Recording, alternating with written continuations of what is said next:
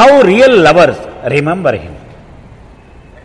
నిజమైన ప్రేమికులు ఆయన్ని ఎలా గుర్తుంచుకుంటారు బాబాయ్. Once I was perplexed by a problem which was not resolving easily.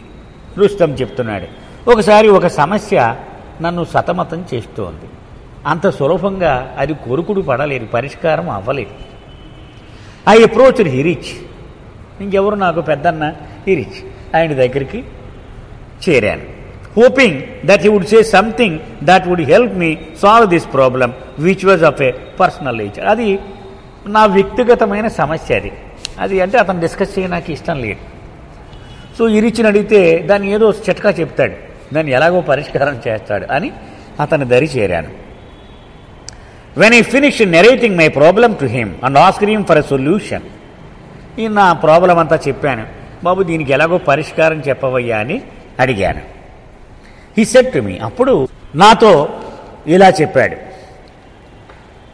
Remember Baba more and more. బాబాను మరింతగా మరింతగా మరింతగా జ్ఞాపకానికి తెచ్చుకో. Try and do it whenever the problem bothers. ఆ సమస్య ఎప్పుడు నిన్ను తీవ్రంగా బాధించడం మొదలుపెట్టినా ఇది చేస్తూ ఉండు. బాబా బాబా బాబా బాబా బాబా అనుకుంటూ ఉండు. డూ ఇట్ పేషెంట్లీ, సహనంతో ఓర్పుతో చేస్తూ ఉండు. And it will get resolve. పరిష్కారం అయ్యింది.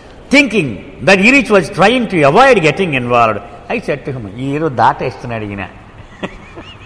నా ప్రాబ్లంని పరిష్కరించడం ఇష్టం లేక దాటేస్తున్నాడు అని నాకు అనిపించి నేను మళ్ళీ అతనితో ఇలా అన్నాను, I'm already remembering Baba and taking he's name.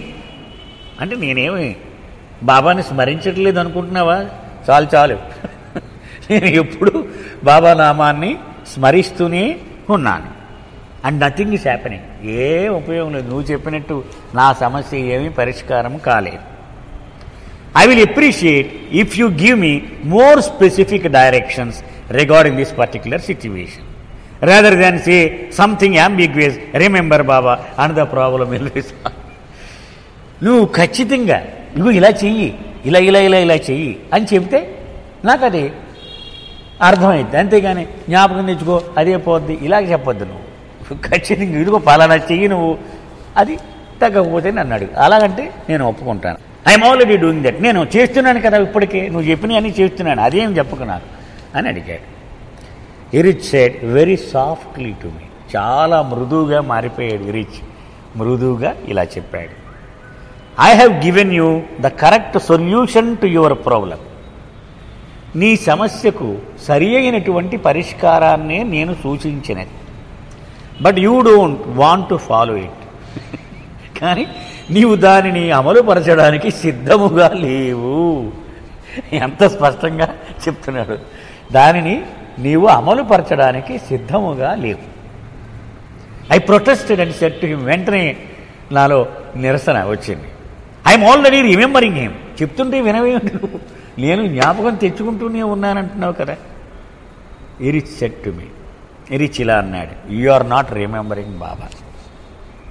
నీవు బాబాని గుర్తు తెచ్చుకోవడం లేదు. ఇది చెప్తున్నాడు. At this time I was little irritated. కొంచెం కోపం వచ్చింది నాకు. ఎందుకంటే అంత ఉద్యోగం వదిలేసి వీళ్ళతో ఉండడం కోసం ఇక్కడ వచ్చి ఇవన్నీ ఉంటున్నాను నేను. ఇలా అంటుంటే కొంచెం కోపం వచ్చింది. What makes you think that I'm not remembering? నువ్వు ఎలా చెప్పగలవు అసలు నేను బాబాని సరిగా స్మరించడం లేదు అని నువ్వు ఏ ఆధారంతో చెప్పగలుగుతున్నావు అన్నా. ఇరిచ్ సైడ్ నెట్టూర్చాడు. Eruch nodded his head. చెప్తాను నేను అన్నా.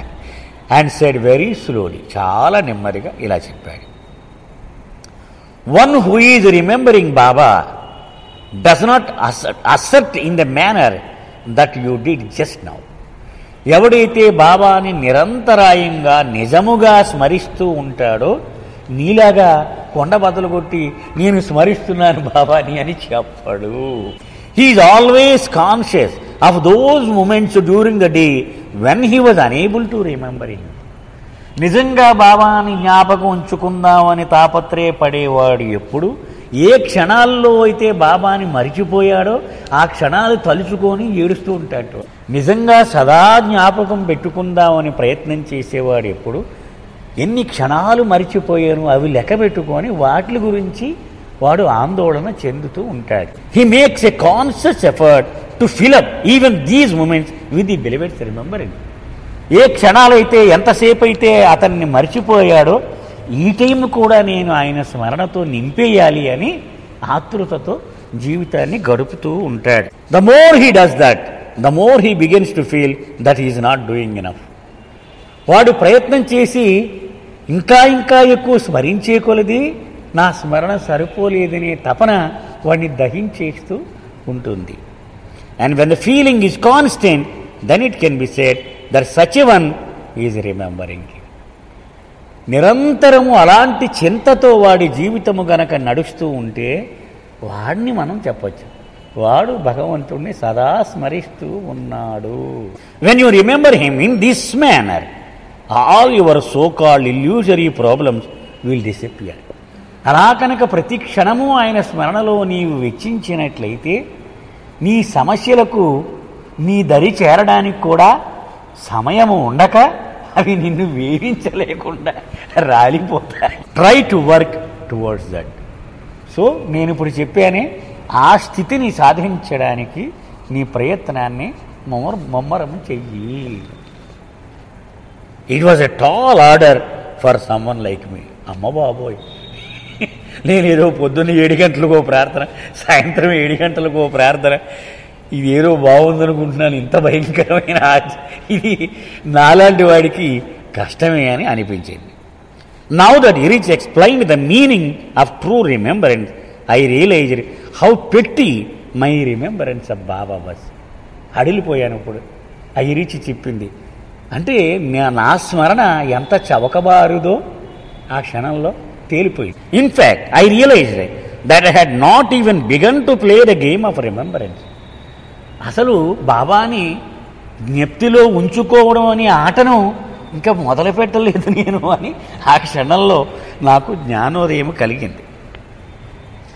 The way real lovers of God play it. అది నిజమైన సత్తా ఉన్న ప్రేమికులు ఆ ఆటను ఎలా ఆడతారో అది తెలిసాక నేను ఇంకా ఆ ఆటలో ఓనమాలు కూడా దిద్దలేదు అనిపించింది. Some months later when a particular problem cropped up at Mera job regarding the day-to-day working, Irich happened to comment on the issue. తర్వాత కొన్నాళ్ళు అయింది, అంటే తమాషా ఎంత బాగా చెప్తున్నాడో చూడండి. కొన్నాళ్ళు అయింది, ఒక సమస్య వచ్చింది మేరా జాబ్. సో దీని మీద చర్చ నడిచింది. అప్పుడు ఇరిచ్ యథాలాపంగా ఇలా, oh Baba when will all this end, ఎప్పుడు ఈ సమస్య పరిష్కారం అవుతుంది బాబా అని ఇరిచ్ పైకి అనేశాడు. ఇది ఇంటెన్షన్ ఆఫ్ టీజింగ్ హిమ్. దొరికాడు ఇరిచ్ నాకు అనుకున్నాడు రుస్తాం. అతన్ని ఆట పట్టిద్దామని I jokingly said to him, సరదాగా ఇలా అన్నాడు, when you remember him in the manner that real lovers of God remember him. నిజమైన ప్రేమికులు భగవంతుడిని ఎలా స్మరిస్తారో నీవు అలా స్మరించిన నాడు ఈ ప్రాబ్లము ఎండ్ అయిపోతుంది అని తమాషాగా ఇరిచ్తో అన్నాడు.